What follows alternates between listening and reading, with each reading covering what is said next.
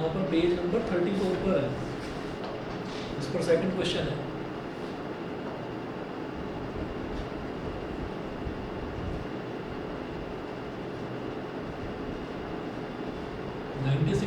Coulomb, ये तो charge दे रखा है, तो चार्ज को रिप्रेजेंट करते हैं क्यू से। अब वो कह रहे हैं calculate the heat produced when 96,000 coulombs of charge is transferred in 1 our.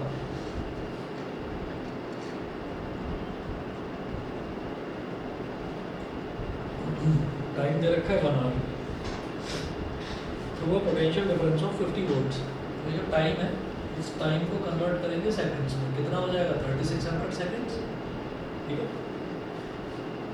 Through a potential difference of 50 volt, जो पोटेंशियल डिफरेंस है V वो दे रखा है 50 वोल्ट, ठीक है। अच्छा, तो कैलकुलेट द हीट प्रोड्यूस्ड। अब हीट प्रोड्यूस हमको निकालनी है, तो हीट का फॉर्मूला होता है H is equal to I square R T, जो फॉर्मूला होता है हीट का। अब ये जो आई स्क्वायर आर है, ये पावर ही तो है, तो इसको आप पावर इंटू टाइम लिख सकते हो, और पावर को क्या लिख सकते हैं V इंटू आई, तो डी आई टी हो गया। तो V को एज इट इज लिखिए, आई को क्या लिखेंगे Q अपॉन टी। भाई करंट क्या होता है, चार्ज पर यूनिट टाइम, तो charge upon time taken current होता है। यहाँ पर ये टी है, इस टी से ये टी कैंसिल आउट हो गया, तो V इंटू क्यू बचा केवल, और मेरे पास V भी है और Q भी है। V की वैल्यू 50 और Q की वैल्यू 96,000, ये आ गई। अब देखिएगा यहाँ जीरो कितने हैं, 1 2 3 4, तो एक तो इधर ले दीजिए 10 की पावर 4, और फिर 5 को 96 से मल्टीप्लाई करिए, तो 5 6 30, 3 कैरी आ गया, 5 9 45 और 3 48, तो 480 इंटू 10 की पावर 4, तो 48 इंटू 10 की पावर 5 जूल्स। तो ये हो गया हमारा हीट प्रोड्यूस, 48 इंटू 10 की पावर 5 जूल्स, ठीक है। इसके बाद देख लीजिए अगला क्वेश्चन। अगला क्वेश्चन जो है, मैंने सेम करंट लेकर गलती से करवा दिया था लास्ट टाइम, और इन्होंने दे रखा है कि across the same potential difference. तो आप अगला क्वेश्चन देख लीजिए, मैं दोबारा करवा रहा हूँ उसको।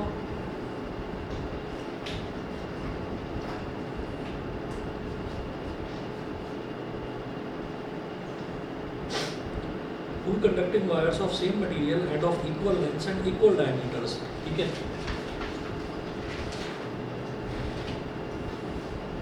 Since the material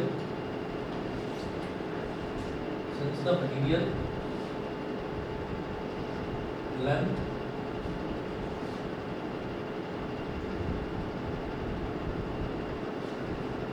and diameter of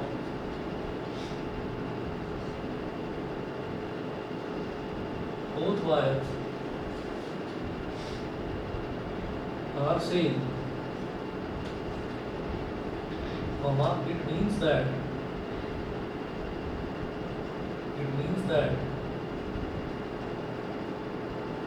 their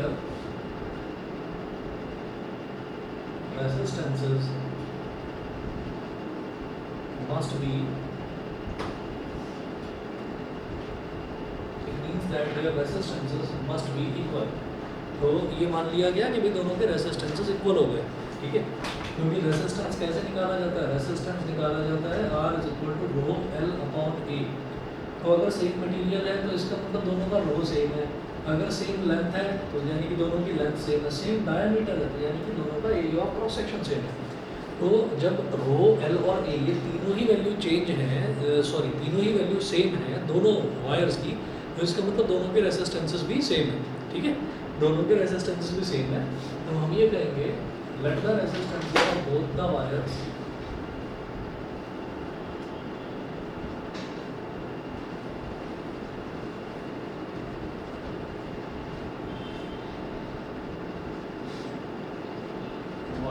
be R1 is equal to R2 is equal to X ओम। तो दोनों के वायर के रेसिस्टेंसेस जब इक्वल हैं तो उनको आप X ओम के बराबर मान लीजिए, ठीक है। इसके बाद देखिएगा, अब ये X के बराबर हो गया, फिर वो बोल रहे हैं कि R first connected in series and then in parallel in a circuit across the same potential difference. तो ये जो दोनों कंडक्टिंग वायर्स हैं इनको पहले सीरीज में कनेक्ट करा जाता है और first connected in series and then in parallel in a circuit across the same potential difference. तो दोनों वायर्स में पोटेंशियल डिफरेंस सेम है। तो मैं केस फर्स्ट को पता है, केस फर्स्ट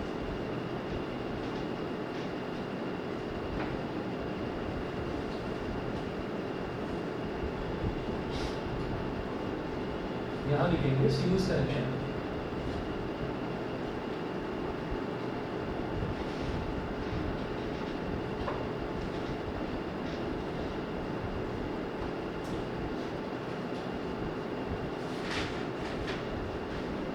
V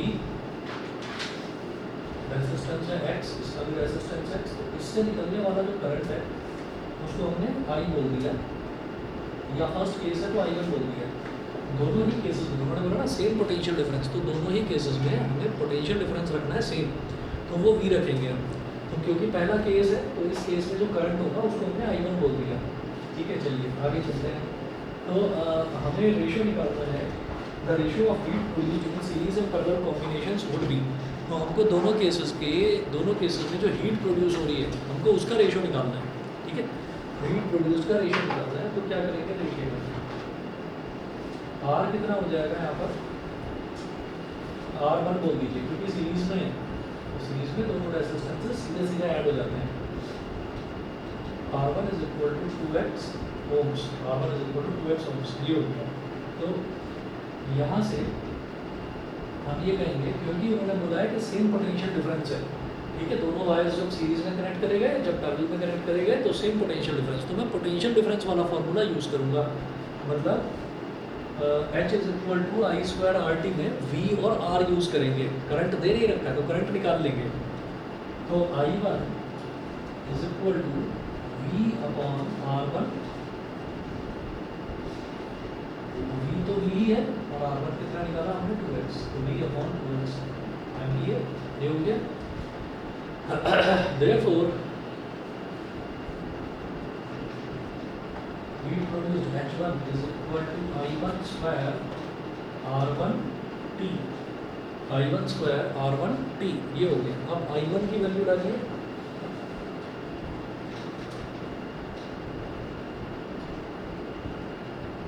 I1 कितना हो गया, V upon 2x, V upon 2x का स्क्वायर, तो ये हो गया I1 का स्क्वायर। फिर R1 कितना है, R1 है 2x इंटू टी, थोड़ा करिए एक्सपैंड इसको, V का स्क्वायर और 2x का स्क्वायर क्या हो जाएगा 4x स्क्वायर,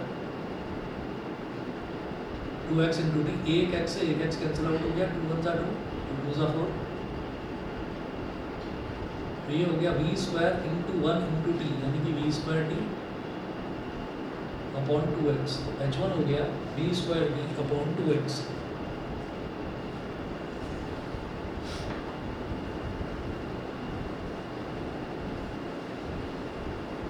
H1 हो गया V square T upon 2x। उसके बाद देखिए यहाँ तक क्लियर है, ऑनलाइन वाले बच्चे भी बता दें, सभी को क्लियर है यहाँ तक। ऑनलाइन वाले बताएं भाई, दक्ष, लक्ष्य, नव्या, ठीक है। चलिए जी, केस सेकंड देखते हैं, parallel connection.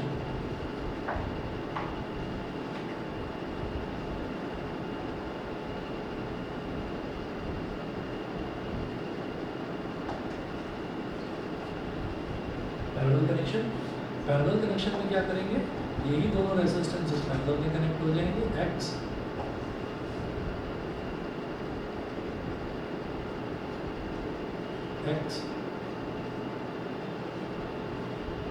Across the same potential difference, यानी कि वोल्टेज यहाँ पर भी क्या होगी, V होगी। अब इस केस में जो करंट निकलेगा उसको हमने बोल दिया I2। ठीक है, तो पहले इसका इक्विवेलेंट रेजिस्टेंस निकालने के लिए, तो 1 upon R2 is equal to 1 upon X plus 1 upon X, 1 upon R2 is equal to 1 upon X plus 1 upon X क्या हो गया, 2 upon X। It implies that R2 is equal to X upon 2 ohm, R2 is equal to X upon 2 ohm, ये हो गया। अब हम I2 की बात करते हैं। I2 क्या हो जाएगा, V अपॉन I होता है V अपॉन R, तो I2 क्या हो गया V अपॉन R2। तो V अपॉन R2 कितना है, x अपॉन 2, डिनोमिनेटर का डिनोमिनेटर न्यूमरेटर में आ जाता है, ये हो गया 2V अपॉन x, तो I2 की वैल्यू हो गई 2V अपॉन x, ठीक है। तो heat produced in second case H2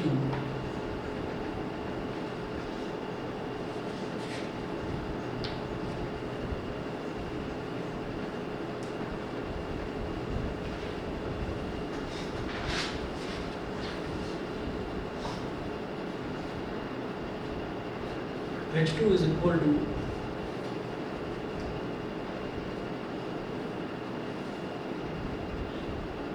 H2 is equal to I2 square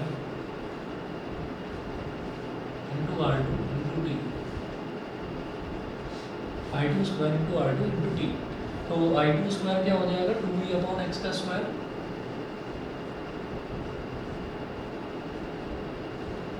और R2 की वैल्यू कितनी है x अपॉन 2 और T,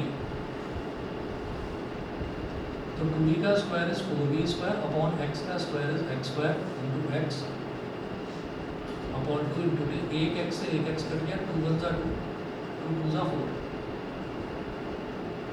तो 2V square T upon x, तो ये हमारे पास H2 हो गया 2V square T upon x।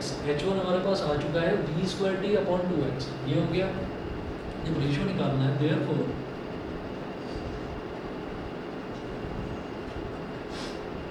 H1 is to H2 is equal to, हाँ जी, H1 कितना है V square T upon 2x ratio 2V square T upon x is equal to V square T upon 2x। Ratio है ना, ratio का मतलब divide होता है, तो इसको कर देंगे multiply by x upon 2V square T, समझ गए हम लोग, ठीक है। एक x से एक x कट गया, V स्क्वायर T से पूरा V स्क्वायर T कट गया, तो न्यूमरेटर में क्या बचा, न्यूमरेटर में बचा 1 इंटू 1 मतलब 1, डिनोमिनेटर में 2 इंटू 2 मतलब 4, तो रेशियो क्या हो गया 1:4। अब देखिएगा सही है ना ये,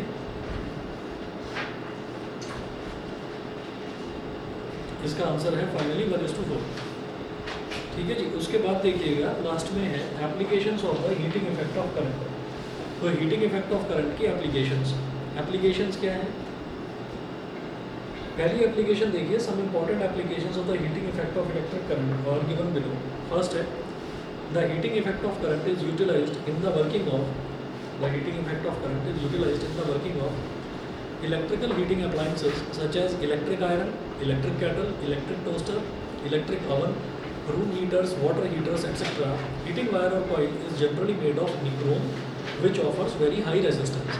तो हमने यही देखा था कि बहुत हाई रेजिस्टेंस ऑफर करने वाले जो अलॉयज होते हैं, उन अलॉयज से ही इनका हीटिंग एलिमेंट बनाया जाता है। और ये electric oven, electric toaster, electric iron, electric geyser, heater, इन सब में ही यूज़ करा जाता है इसका heating effect of current. Clear, ठीक है। उसके बाद सेकंड एप्लीकेशन देखिएगा, सेकंड एप्लीकेशन है the heating effect of electric current is utilised in electric bulbs और electric lamps for producing light. तो tungsten metal is used for making the filaments of electric bulbs because it has a very high melting point of 3380 degree Celsius. तो यहाँ पर electric bulb या electric lamp बनाने में भी यही जो है, यही हीटिंग इफेक्ट जो है काम आता है।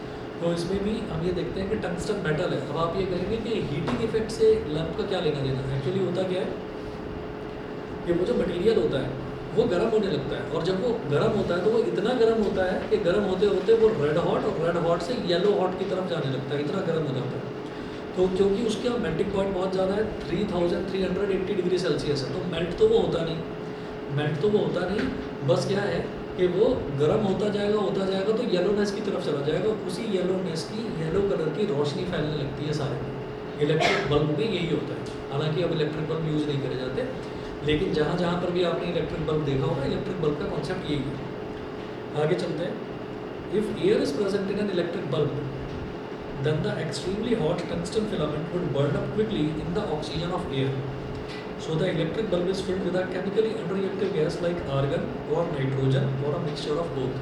तो क्या होता है कि क्योंकि वो बहुत ज़्यादा गर्म हो जाता है, तो जब कोई चीज़ बहुत ही ज़्यादा गर्म हो जाती है तो आपने ये भी सुना होगा कि वो जो अमेरिका में अमेज़न के जो जंगल है वहाँ पर आग लग जाती है गर्मियों में। क्यों लग जाती है? क्योंकि टेम्परेचर इतना ज़्यादा हाई हो गया।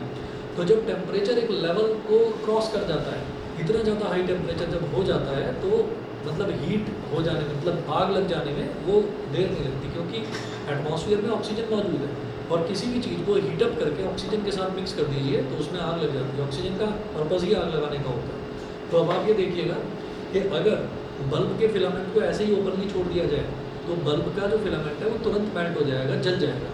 उसका रीज़न ये है कि एटमॉस्फेयर में ऑक्सीजन होती है, इसीलिए बल्ब को कांच का पूरा जो वो गोल सा होता है उसके अंदर, पूरे के अंदर बंद कर दिया जाता है और उसके अंदर केमिकली अनरिएक्टिव गैस जैसे कि आर्गन हो गया या नाइट्रोजन हो गया उसको फिलअप कर दिया जाता है ताकि वो जले ना। क्लियर है?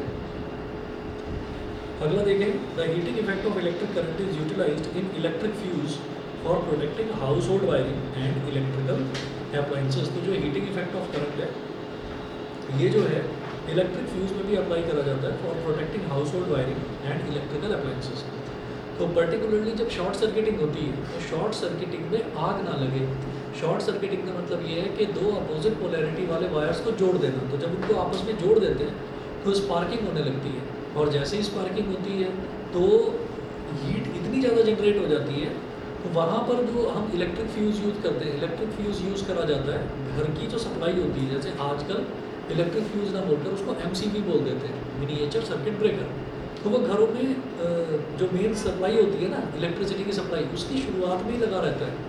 तो उसमें क्या होता है कि अगर कहीं पर भी वायर्स, अगर अपोजिट पोलैरिटी के वायर्स जो हैं अगर वो टच हो जाते हैं तो टच होने के बाद वो चिपके ना रह जाएं आपस में, क्योंकि अगर वो चिपक जाएंगे तो फिर आग लग जाएगी।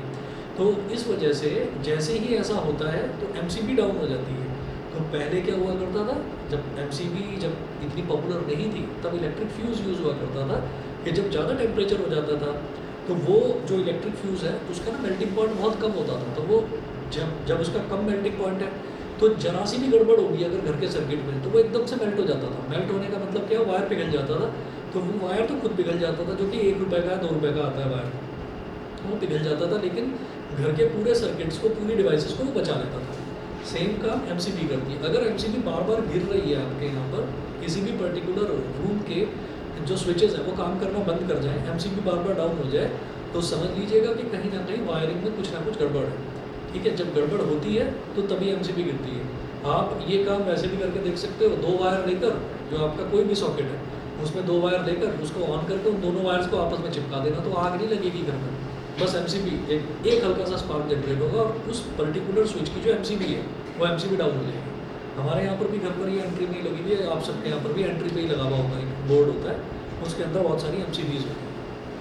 ठीक है, चलिए जी, तो ये चैप्टर आपका खत्म हुआ। अब इसके कुछ इंपॉर्टेंट क्वेश्चंस आपको करवाऊंगा। लास्ट ईयर के जो क्वेश्चंस हैं, ये जो नोट्स हैं, नोट्स में हमने लखबीर सिंह के क्वेश्चन इंक्लूड कर रखे थे।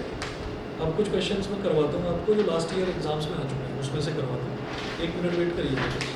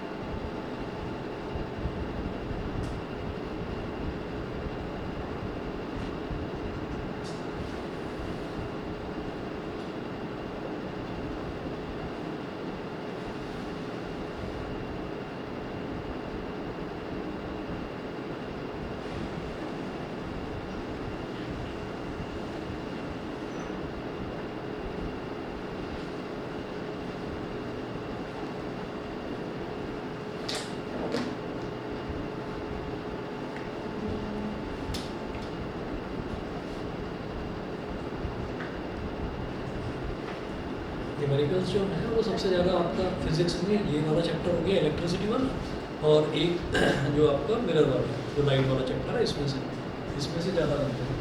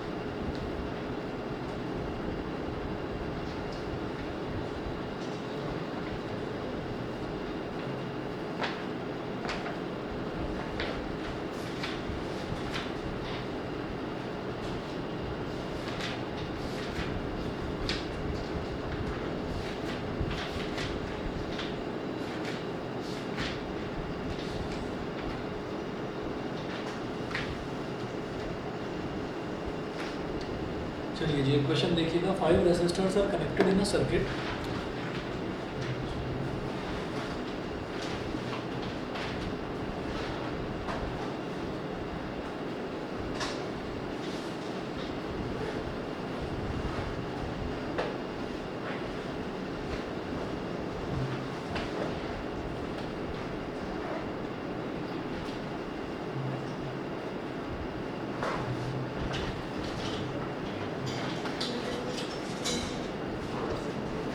Resistors are connected in a circuit as shown in figure.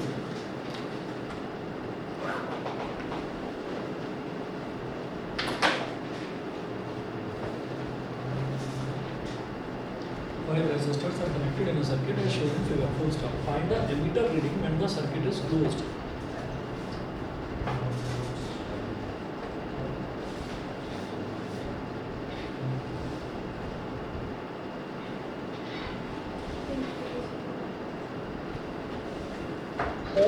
हाँ जी बोलिए। क्या बोल रहे हो? वीडियो क्लियर नहीं है, रीजॉइन करके देख लो भाई। और तो क्या बताऊँ मैं, इंटरनेट तो यहाँ तो स्टेबल है। दक्ष तुम्हें भी आ रही है दिक्कत? Yes sir. अच्छा दोनों को दिक्कत आ रही है क्या? ठीक है। चलिए कुछ हो रही होगी या तो प्रॉब्लम, क्या बताऊँ। 5 resistors are connected in a circuit as shown in figure. Full stop. Find the emitter reading when the circuit is closed. Emitter reading when the circuit is closed.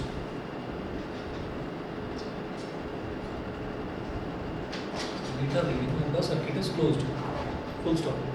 Circuit देखिएगा क्या दे रखा है।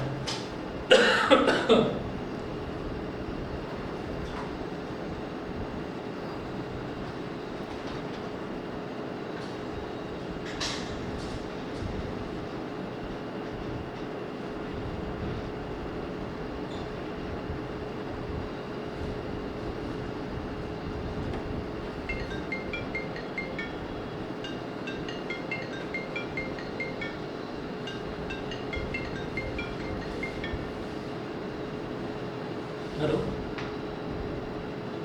हाँ जी डॉक्टर, मैं अभी आपको ना 10-15 मिनट में कॉल करूँगा, अभी बिजी था यार, ठीक है।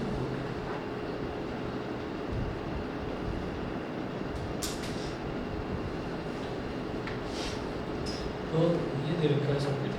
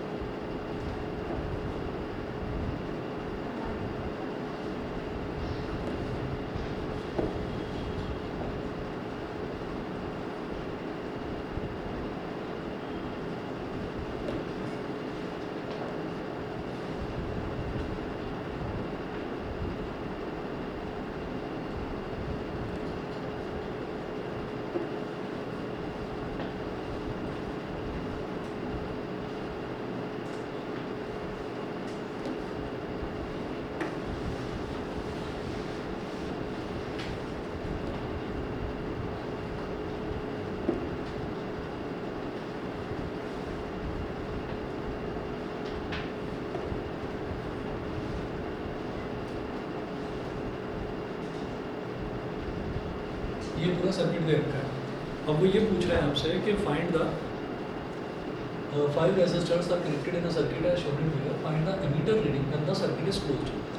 देखिए एमीटर कहाँ जुड़ा हुआ है, यहाँ पर जुड़ा हुआ है। तो हम ये देखेंगे कि पूरा का पूरा सर्किट सिंप्लीफाई करेंगे। एमीटर जुड़ा हुआ कहाँ पर है, एमीटर जुड़ा हुआ है इस बैटरी के बराबर में। तो हम ये जानते हैं कि बैटरी में से करंट डिलीवर होता है, बैटरी में से पॉजिटिव टर्मिनल में से करंट निकलता है और फिर पूरे सर्किट में से घूमकर वो वापस नेगेटिव टर्मिनल में आता है और जितना करंट निकलता है उतना ही करंट वापस आता है। ठीक है, तो इसका मतलब क्या है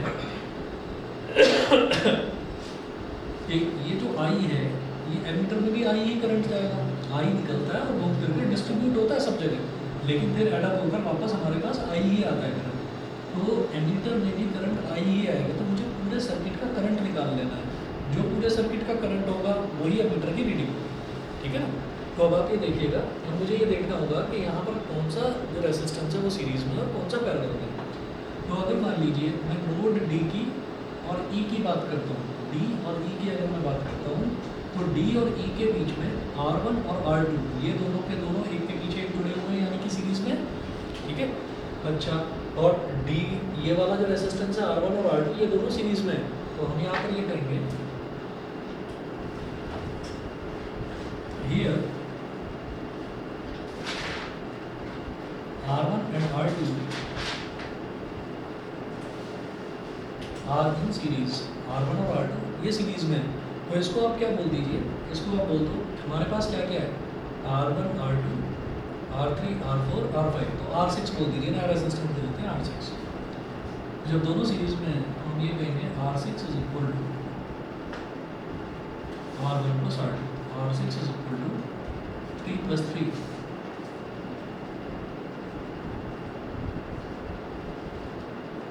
तो R6 की वैल्यू कितनी हो गई, 6 ओम हो गई। उसके बाद देखिएगा फिर ना मैं इक्विवेलेंट सर्किट बनाऊंगा। अब ये जो दोनों रेजिस्टेंसेस हैं, इन दोनों रेजिस्टेंसेस की जगह एक सिंगल रेजिस्टेंस लेंगे R6। ठीक है, मैं वो बनाऊंगा, यहाँ लिखेंगे इक्विवेलेंट सर्किट।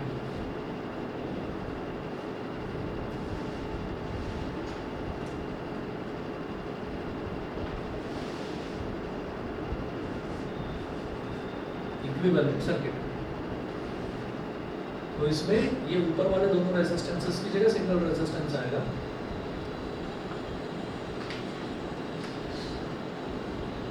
ये पॉइंट डी है, ये ई है, ये रेजिस्टेंस है R3 3 ओम, और डी और ई के बीच में R1 और R2 सीरीज में जुड़े हुए थे, जिसकी जगह R6 आ जाएगा 6 ओम।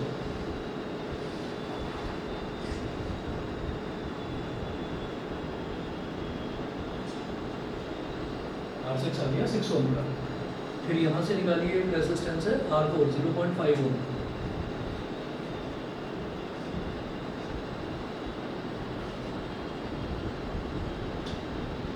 ये वाला पॉइंट है E।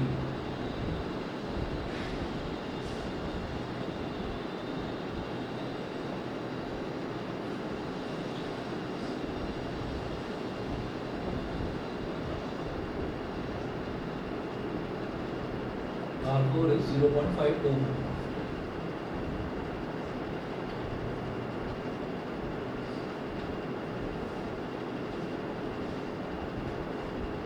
इधर एमीटर लगा हुआ है और इधर ये स्विच है।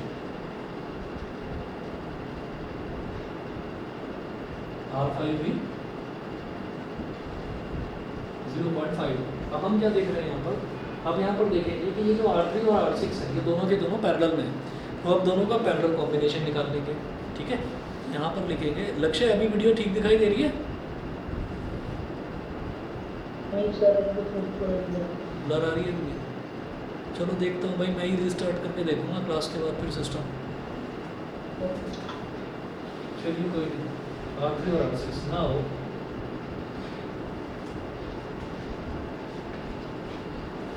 R3 and R6 are in parallel, ये दोनों पैरेलल में है। तो जब ये दोनों के दोनों पैरेलल में है तो इनका जो इक्विवेलेंट रेजिस्टेंस बनेगा उसको आप R7 मान लीजिए। ठीक है, तो इन दोनों का जो कंबाइंड रेजिस्टेंस या इक्विवेलेंट रेजिस्टेंस बनेगा उसको R7 मान लीजिए। तो 1/R7 is equal to 1/R3 plus 1 upon R6. 1 upon R7 is equal to 1 upon 3 plus 1 upon 6. 1 upon R7 is equal to 3 और 6 का LCM हो गया 6. 3 2 are 6, 2 are 2. 6 1 are 6, 1 1. 1 upon R7 is equal to 2 plus 1 3. 3 upon 6, 3 1 are 3, 3 2 are 6, so 1 upon 2.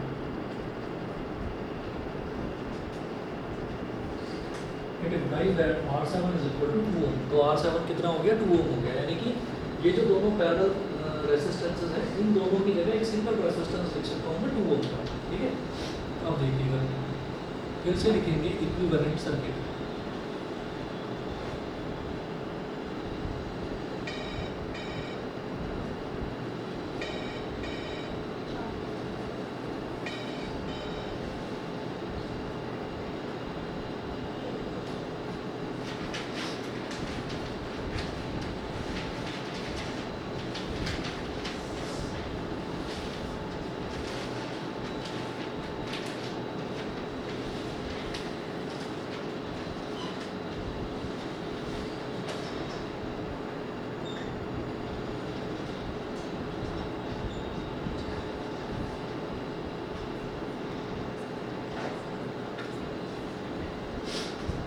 Equivalent circuit, तो इधर है D,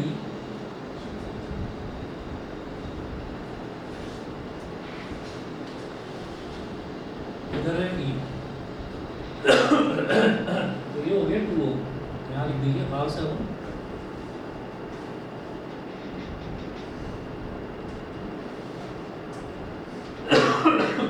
is equal to 2 ohm. तो ये दोनों का 2 ohm बन गया. अब यहाँ पर फिर से ये वाला पॉइंट A,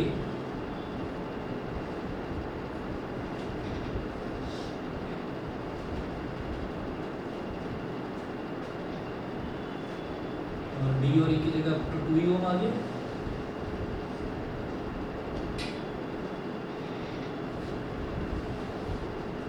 D था A B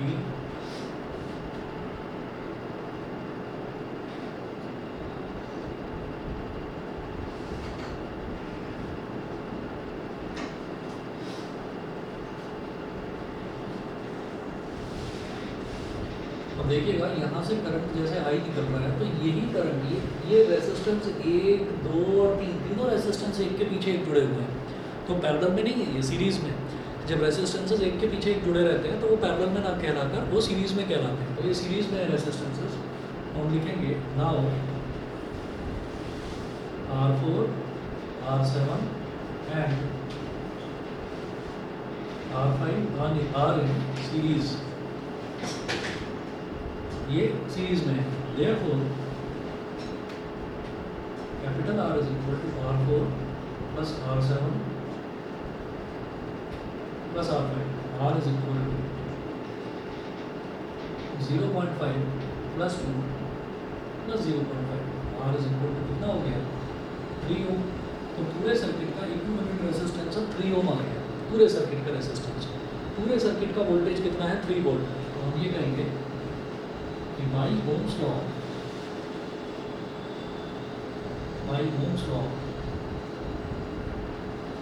current through the entire circuit